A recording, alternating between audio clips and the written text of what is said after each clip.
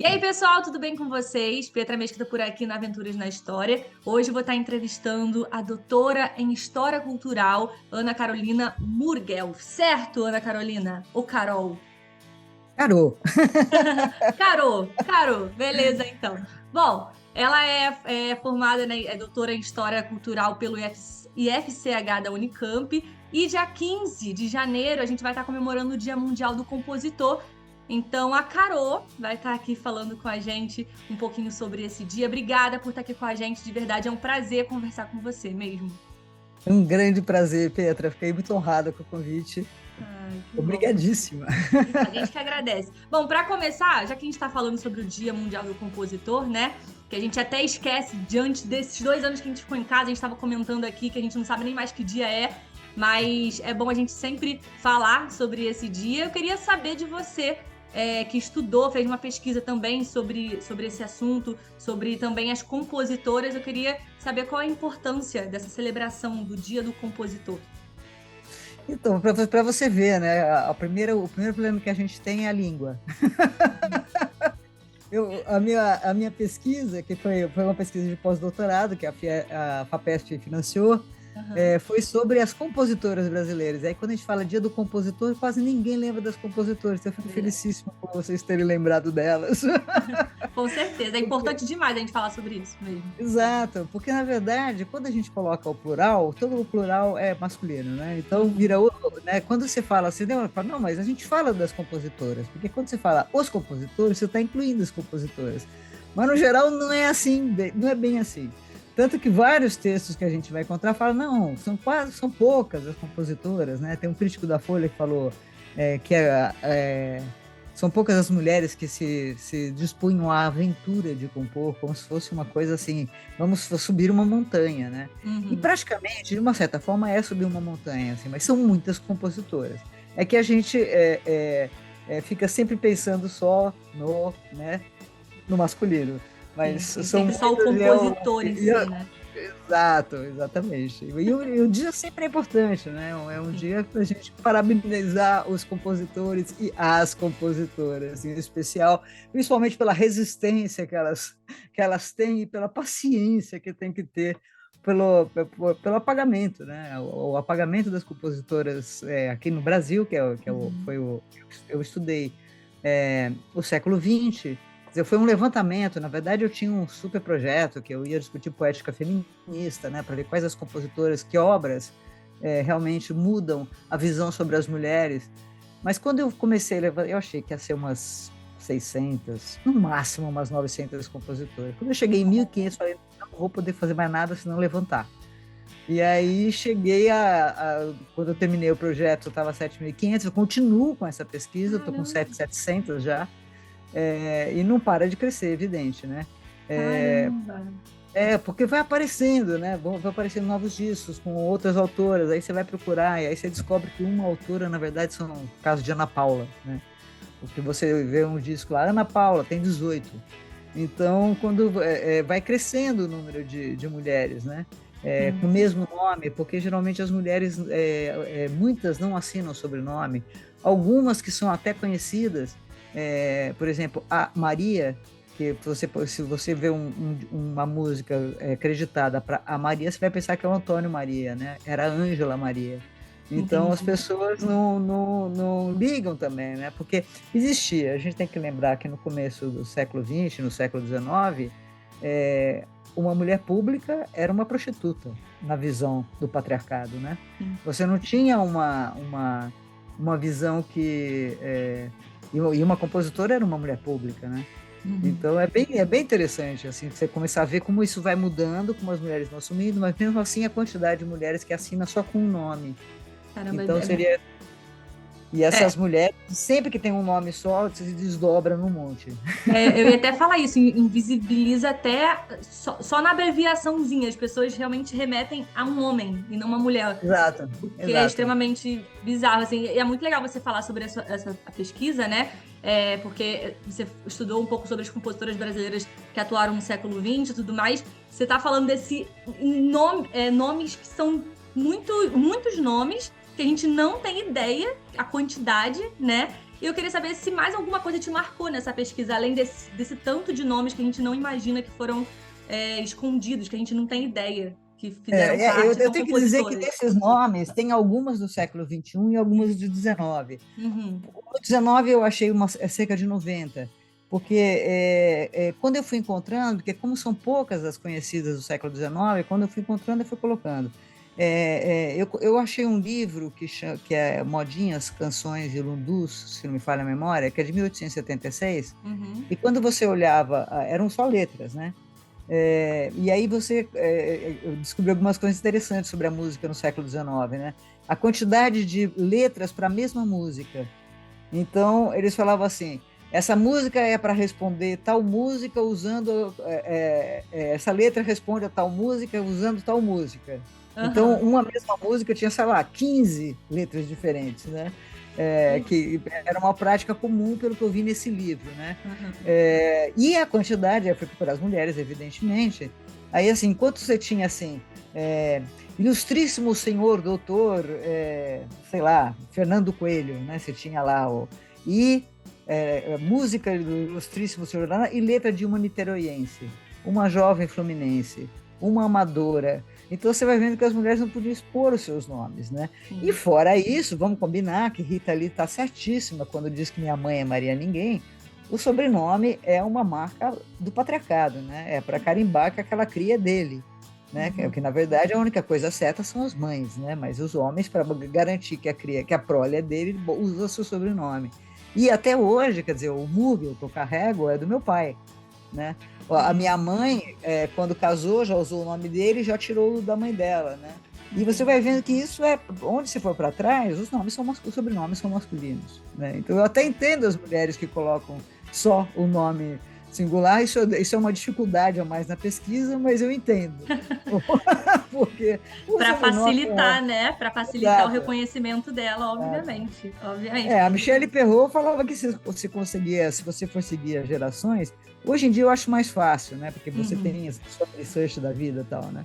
Mas você conseguia, na França, quando ela escreveu Minha História das Mulheres, a Michelle Perrault falava que você só conseguia chegar a 3 gerações anteriores, ou 4 no máximo. Então você sabe o nome da sua mãe, a mãe da sua mãe, a mãe da sua avó, e aí quando se chegava na mãe da sua bisavó, você já estava perdido. Já não Porque sabia. se perde, entendeu? Uhum. Você consegue achar ali, tanto que todas as genealogias são no masculino, né?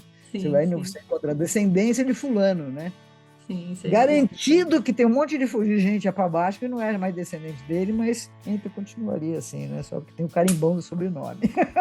É verdade. Você acredita que existe assim, algum tipo de reparação que a gente possa fazer diante, digamos, dessa perda, né? Porque muitas pessoas não sabem músicas que foram compostas por mulheres e são mulheres com nomes tão importantes na nossa música que as pessoas não têm ideia. Você acredita que exista um tipo de reparação para isso? Olha, reparação, eu sempre tenho dúvida, né? Uhum. Da efetividade das reparações, né? Mas eu acho que existem algumas coisas. Primeiro, assim, saber. A gente sabe quando você gosta de uma poesia quem é o autor, né? A não ser que a gente só fique pegando coisa na internet, acho que tudo foi escrito pela Clarice Lispector e pelo Fernando Pessoa, né? Então, É verdade. que não é verdade. Uma vez me mandaram uma poesia do Fernando Pessoa que falava sobre e-mail. Eu falei, olha, não é Fernando Pessoa. Fernando Pessoa, infelizmente, né? Infelizmente, não tinha e-mail na época dele. Então, tipo assim, desliga o e-mail, qualquer coisa, né? Na época que ou não tinha as redes sociais, ainda era e-mail, né? Mas, no Sim. geral, se você se interessa por uma música, descubra quem é o autor. Esse é o primeiro ponto. Hoje, descobrir quem é o autor tem uma dificuldade extra, que são poucas, porque todo mundo está ouvindo música em aplicativo, né? Em Spotify, enfim, coisa do gênero. Então, às vezes tem a informação, eles estão começando a colocar a informação de quem são os compositores, apesar dos compositores não receberem nada no Spotify, né? Mas estão colocando, eles dão por clique na canção, né? E devo dizer que o Spotify é o que o pior paga. Então, Ah, é? Eu não sabia disso. mudem seus aplicativos. Ele paga 0,033 de 1 centavo. A Amazon paga 1 centavo. A Apple paga 0,9. É um absurdo. Então, assim, se perde de todos os lados, tanto os artistas quanto as pessoas, né? Sim, Então, sim. assim, como é que a gente remunera, por exemplo, esses trabalhos que a gente ama, né? O livro, antes a gente comprava o disco, né? Você ia no show, comprava o disco, eu comprava disco em lojas de disco, né? Que era uma maravilha. Sim. Mas hoje, até para receber a remuneração pelo trabalho, está muito difícil nos É um dias de pouquinho hoje, né? chato. É um pouquinho Então, chato.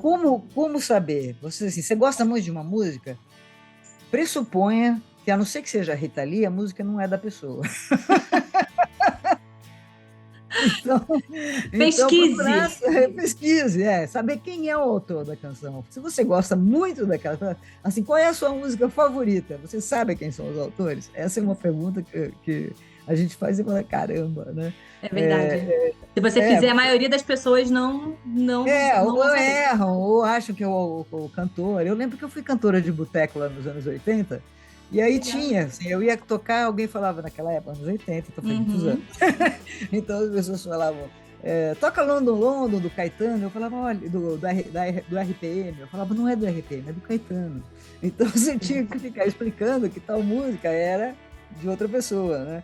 Sim, sim. Então, que foi um cuidado até quando eu fiz o MPBNet, que foi o primeiro site sobre música popular brasileira, que eu trabalhava no projeto que implantou a internet no Brasil, e me falaram, faz alguma coisa para atrair o povo de ciências humanas. Aí eu criei o MPBNet, que está super desatualizado, mas ainda existe. Que É, da hora. e, que era uma forma das pessoas verem como era útil para nós das ciências humanas ter a internet, né? Porque não tinha Sim. nada ainda, né? Então, os sites estavam começando o HTML, né? Não existia site, era tudo por texto, né? E As hoje conversas, já as tá histórias. aí. Você Hoje coloca é outro você mundo. aí que eu falo, as pessoas não podem dizer que não conhece, porque tem a informação tá ali, né, prontinha pra Exato. gente pegar e saber Exato, direitinho. e descobrir os autores, hoje você colocar no Google autores compositor de tal música, você vai ter o Parece de compositor, todos. né? E Então, hoje em tem. dia também é legal até a gente falar, porque hoje em dia a gente está falando sobre, né, esse protagonismo da mulher nas composições que desapareceu, né, por conta do patriarcado e tudo mais. Mas eu queria até falar sobre hoje em dia, no século XXI, a gente até que vê bastante mulheres compondo, bastante mulheres sendo valorizadas, né, pela arte de compor. Você acredita que recentemente houve uma valorização assim do protagonismo feminino nesse mercado ou a gente ainda Sim, precisa sim. evoluir muito para isso? Sim, mas também as duas coisas, tá? Porque assim, aumentou, a gente sabe, por exemplo, se eu for fazer, eu não fiz um levantamento do século XXI, tem algumas do século XXI, Uhum, mas eu tenho certeza que existe muito mais compositoras já nesses 20 primeiros anos do século XXI do que o século XX inteiro, com uhum, certeza, né? A quantidade de compositoras aumentou muito. Agora, algumas práticas, inclusive para garantir, né? Porque como tudo agora é via internet, sim. então eu vi várias compositoras, inclusive muito, muito boas e conhecidas, que não tem nenhuma associação de compositor. Você só recebe o direito pela execução do áudio ou em shows do ECAD. E Uhum, quem coloca as informações no ECAD é a Associação dos Compositores. Que aí tem a UBC, a Abramusa, a Amara, como é que chama? Agora escapou. Bom, são 8, acho, 6 ou 8 uhum. associações que tratam que você pode se filiar. Sou Socincro, lembrei a outra. Que você pode se filiar e essas associações, você cadastra suas músicas lá e elas enviam para o ECAD. E aí você Entendi, tem direito a receber os seus direitos autorais. No entendi. geral, o que eu vi muito no século XX, que foi uma das coisas que me surpreendeu quando você perguntou, a quantidade de mulheres que não têm tá o crédito no disco, mas aí o parceiro coloca só no nome dele no ECAD. Então, ela não vai receber, né? Uhum. Isso com grandes nomes, né? Dora Vasconcelos é uma delas, que fez a Melodia Sentimental junto com Villa-Lobos. Villa-Lobos não creditou as músicas com a Dora Vasconcelos, que são várias. Eu vi até uma outra também, foi a Carmen Miranda. Carmen Miranda, eu até li sobre isso, eu vi que você pesquisou e tudo mais. A Carmen Sim. Miranda também foi um dos Não, ela foi nomes. acreditada. Ela foi Foi acreditada. creditada No também? caso da Carmen Miranda, o problema foi o biógrafo. É o Rui Entendi. Castro o problema. Porque o que ele fez? Aham. Ele colocou a letra da música pode até ter sido ideia da Carmen, mas com certeza os versos têm todo o jeito de ser do Josué de Barros. Ela tem 2 músicas, Carmen Miranda, uma com o Pixinguinha e uma com o Josué de Barros. Uhum. Essa que ele está reclamando é do Pixinguinha, afinal, uma mulher parceira do Pixinguinha é demais, né? Pro patriarcado, é muito sofrimento. Então, o que ele faz? Ele fala assim, até pode ser. Aí, eu falei, é evidente que ele não mostrou nenhum documento comprovando que a música não fosse que a letra não fosse da Carmen, e eu fui já botejado e esculhambei, né? Essa afirmação do Rui Castro. Mas, recentemente, uma amiga que também acabou de lançar um livro sobre compositoras da era do rádio, a Denise Mello, ela acabou escrevendo para o Rui Castro. Aí a resposta dele foi, eu afirmei isso porque era comum na época. Ou seja, ele confessou no final das contas. Exato, ele confessou que foi misoginia pura, né? Porque assim, tinha o Francisco Alves, que era o grande cantor do período, dos anos 30, 40, Francisco Alves vivia comprando música. Quando o Ismael Silva faz Antonico, é direto para o Francisco Alves, que comprava as músicas do Ismael. Comprou música do Cartola. O Cartola não podia cantar Divina Dama, porque ele não recebia um tostão de direito por causa disso.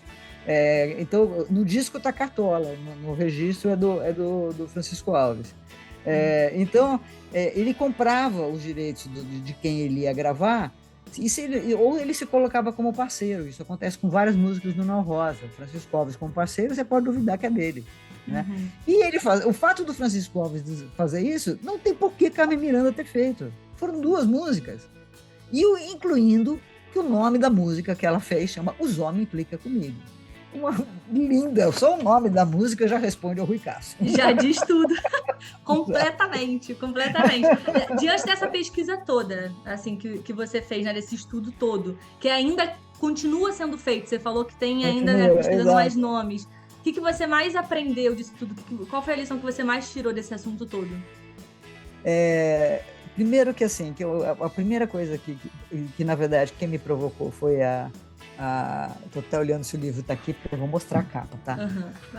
A primeira pessoa que me provocou que todas as mulheres devem ler se chama Virginia Woolf e o livro se chama Um Teto Todo Seu. Para a gente entender como as mulheres são... Por que as mulheres são tão injustiçadas na história, né? Teve uma provocação da Virginia e ela fala que quem sabe um dia essas mulheres, quando puderem chegar a grandes universidades, coloquem devidamente as mulheres na história. É uma das provocações da Virginia Woolf. Então, eu sempre estudei, né, as mulheres, é uma história das mulheres, né? Então, essa provocação da Virginia Woolf, para mim, é uma coisa que todas as mulheres deviam considerar, né? A gente tende a pegar, sei lá, um movimento, por exemplo, vou estudar Tropicália. Então vai estudar Tropicália? Pega a Rita Lee, né? Sabe assim? Fazer... porque, no geral, a Rita Lee não é o caso, né? Porque a Rita Lee tem biografias, tem a própria biografia dela mesmo, né? Feita por ela. Mas assim, a quantidade de mulheres que a gente não sabe a história, a quantidade de cantoras que a gente acha que são só cantoras e são compositoras, como exemplo, Maria Bethânia, Gal Costa, Elis Regina, que a gente acha que são só cantoras, elas são compositoras.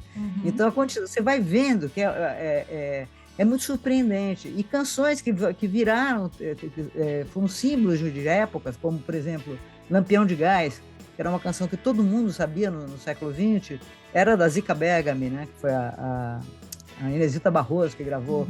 A Inesita, em 1958, ela fez a primeira vez que eu vi um disco dedicado a compositoras.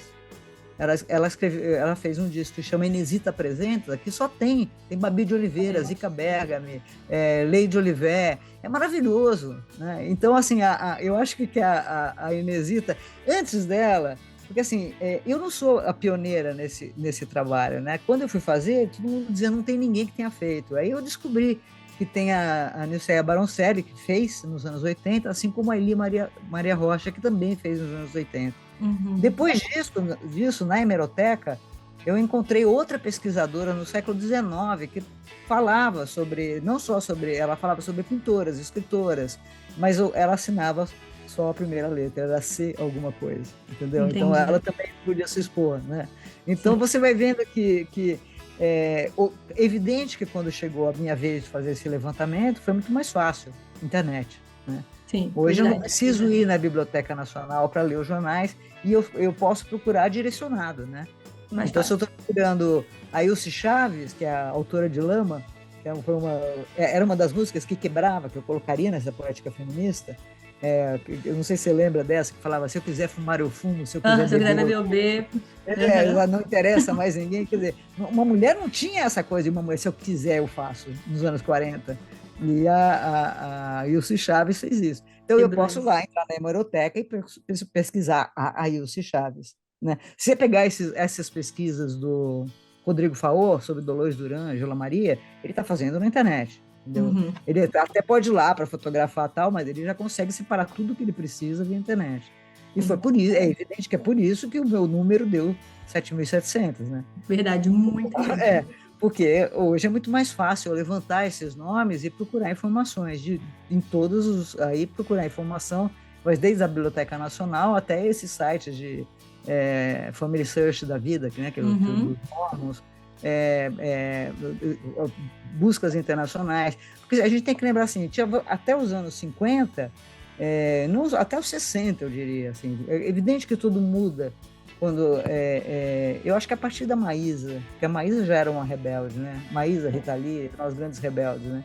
Mas você tem as mulheres casavam, paravam de cantar ou de compor. As mulheres, então isso é muito comum. Mudar de sobrenome era muito comum porque pegava o nome do marido. Então, assim, as formas é difícil levantar, mas ao mesmo tempo é muito prazeroso, né? É muito prazeroso e é muito prazeroso descobrir que canções que isso, né, que a gente ama, foram feitas por mulheres, né? Exatamente. Eu fiz a Cama na Varanda, que era um clássico também no século XX. Eu falo agora no século XX porque teve um tempo que eu falava. Eu chegava, né, eu nasci em 63, eu tô com 59. Então eu chegava para falar assim, o grande clássico. Aí eu fui vendo que cada ano que passava, mais gente ficava com aquela cara de interrogação. Eu falei assim, caramba, não é mais um clássico.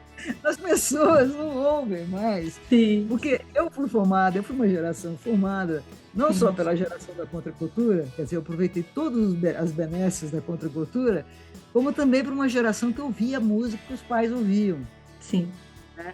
Então a gente não era uma coisa dentro de um fone de ouvido, até hoje eu não aguento fone de ouvido dentro do ouvido. Não era um troço dentro do ouvido onde só eu ouvia. Então, assim, meu pai adorava Nelson Gonçalves, eu estava ouvindo Nelson Gonçalves. Sim. Minha mãe adorava Maria Bethânia, mandava para Caetano, Chico, então eu ouvia o que minha mãe ouvia. Então é evidente que essas coisas formam a gente musicalmente. Total. Né? Total, então, total. E culturalmente também, né? Exato, e culturalmente também. Então, não ouvir mais o que os pais ouvem cria o problema em relação àquele grande clássico, por exemplo, o grande clássico Lampião de Baixo, com aquela cara de paisagem, fala, que música é essa? Do que ela está falando, né? Falando, caramba, não ouviu o que a mãe ouviu. Sim, isso é verdade. Isso é verdade. É a mudança mesmo das gerações, mas é muito importante a gente sempre voltar atrás, né? E ver a bagagem que a gente tem na música brasileira, enfim, das mulheres que fizeram parte disso tudo. E eu queria até agora, Carol, para finalizar, eu queria que você mandasse até um recado para os compositores, mas principalmente para as compositoras que foram apagadas durante todo esse tempo, durante esse momento que os homens tomaram conta ali da música, que elas foram invisibilizadas. Eu queria que você mandasse um recado para eles. Bom, na verdade, eu vou mandar geral, né? Porque, assim, para as compositoras que foram apagadas, as que já faleceram, né?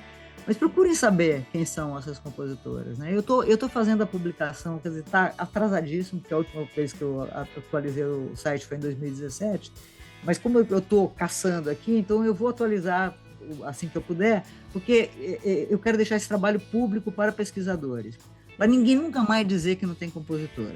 Vai ter 7.700 por enquanto. Isso. E vai achar mais, com certeza. Então, estou deixando os dados que eu consegui, as obras que eu levantei, então vai estar tudo online. Para as pessoas que gostam de música, que amam música de fato, pensar sempre em saber quem é que compôs aquela música. Porque é muito comum apagar as mulheres. Um exemplo que eu dei hoje, eu falei com o pessoal da Educativa do Paraná, e eu dei o exemplo da Alice Ruiz, que é a poeta e uma tremenda letrista da música brasileira, né? Que quando ela falava, por exemplo, a letra de Socorro, o Arnaldo gravou, Arnaldo é o músico, fez a música, a Alice fez a letra toda. A quantidade de vezes que ela ouviu das pessoas, ficou lindo você recitando Arnaldo Antunes. E ela falava, não é do Arnaldo, a letra é minha. Então você tem que se explicar, né? Então, e ficou famosa, porque Arnaldo gravou, Cássia Eller gravou, Gal Costa gravou. Pronto, a música estourou, mas ninguém lembrava que era da Alice Ruiz. Até hoje tem homenagens ao Itamar Assunção com a letra de Milagre, mas sem dizer que a letra é da Alice. Então, quando você coloca uma foto do Itamar com uma letra da Alice, coloca ali letra Alice Ruiz, né? Aí ele fez a música maravilhosa, mas dá o crédito para Alice. Então, assim, dar o crédito é essencial. Se você ouve rádio, se você é uma pessoa que gosta de ouvir o rádio, podcast, cobre os autores para que digam quem são os autores daquelas canções, né? Porque é a forma que a gente vai poder não só conhecer, como divulgar. Né? Dá valor, né, ao trabalho. Exato. E para as compositoras, especialmente, registrem suas obras. Faça uma listinha, entra numa... Gente, eu tenho uma única composição com uma amiga que é de Aracaju, a Joésia Ramos, que eu amo, eu sempre amei o trabalho dela. Ela pegou um trechinho de um blog meu e musicou, e eu fiquei emocionadíssima. Né? Ai, que legal. Mas, a Joésia, quando ela falou, olha, eu estou na UBC, tal, eu falei, então eu vou. Estava no meio da pandemia. Entrei na UBC, eu fiz o meu cadastro por e-mail, entendeu? Então, assim, dá para fazer cadastro rapidamente, você não paga nada para fazer o cadastro, não é uma coisa. Se você for registrar na Biblioteca Nacional, você vai pagar, mas para fazer o registro para o ECAD, é muito simples. Muito fácil. Toda compositora devia ter o seu registro no ECAD, porque também é a forma de eu saber, por exemplo, que uma Ana Paula, essa que eu falei, né? Uma Ana Paula virou 18, e uma delas, que aliás eu vou te falar rapidinho porque é interessante, a Ana Paula Iório, ela foi casada com o Daí José, e ela é quem fez a letra do Pare de Tomar a Pílula, que é um grande sucesso, né, do Daí José, que nem chama isso, esqueci o nome correto da música, mas todo mundo chama de Pare de Tomar a Pílula. Sim. A Ana Paula Iório, depois ela vira Diana. Ela muda o nome artístico dela para Diana. E depois ela muda para Diana com H no final. Ou seja, 3 compositores que eu tinha viraram uma. Mais a Ana Paula, que era uma, virou 18. Entendeu? Sim, é uma confusão. Mas, assim, eu acho muito importante que as mulheres, especialmente quem pesquisa, as historiadoras, escrevam a história das mulheres, procurem as mulheres. Quer fazer, assim, eu estou disponibilizando esse trabalho, torcendo para que muitas pesquisadoras vão lá, escolham daqueles nomes e se dediquem, né? Porque, assim, se eu fosse fazer um troço bacana, eu teria que pegar um nome e me dedicar. Mas o que eu estou fazendo é levantamento, né? Então, é um trabalho empírico, na verdade, que eu estou fazendo. E é nessa parte, eu torço muito aqui, as historiadoras, especialmente, abracem a causa de escrever a história das mulheres, porque elas estão muito mal representadas na nossa história, em geral. Na nossa história, na história da humanidade, as mulheres sempre são esquecidas, né? Então, eu acho que a gente deve um reparo para as nossas avós e antecessoras. Com toda certeza. Carol, de verdade, um prazer ter falado com você. Muita admiração mesmo. Aí, voltou, tá aqui comigo? Muita admiração. Não, é porque você travou para mim também, eu acho que eu tinha travado para você. Mas eu estava falando que foi um prazer falar com você. Muita admiração pelo seu trabalho, pelo valor que você dá para nós mulheres, por mostrar ainda mais o nosso protagonismo em tantas coisas que as pessoas não sabem, né? Que geralmente foram apagadas pelo patriarcado, enfim, pelos tempos passados que a gente nem precisa lembrar tanto. Diante de tanto machismo, de tanto homem. Não, mas eu acho que é importante lembrar. É bom, né? É importante lembrar, para a gente não esquecer. Assim, para a gente não fazer igual. Elas que lutaram. Não somos nós que inventamos o feminismo. Sim, entendeu? Elas lutam desde há 2000 anos pelos direitos das mulheres. Então a gente deve a essas mulheres. Sim, total. Essa é a grande total. ponta. Ó, parabéns de verdade. Parabéns também a todos os compositores, compositoras que, né, escrevem, que fazem a nossa música ser ainda mais linda. Dia 15 de janeiro a gente comemora, então, esse Dia Mundial, né, do compositor e compositora. E eu queria te Muito agradecer, bem. Carol, de verdade, por ter conversado com a gente, viu? Sucesso para você. Um grande Sucesso prazer. na sua pesquisa. Espero que você encontre ainda mais nomes aí de mulheres compositoras para a gente saber ainda mais. Com certeza. A gente se vê em breve, com toda certeza, viu? Beijo para todo mundo que assistiu Um essa beijo. entrevista.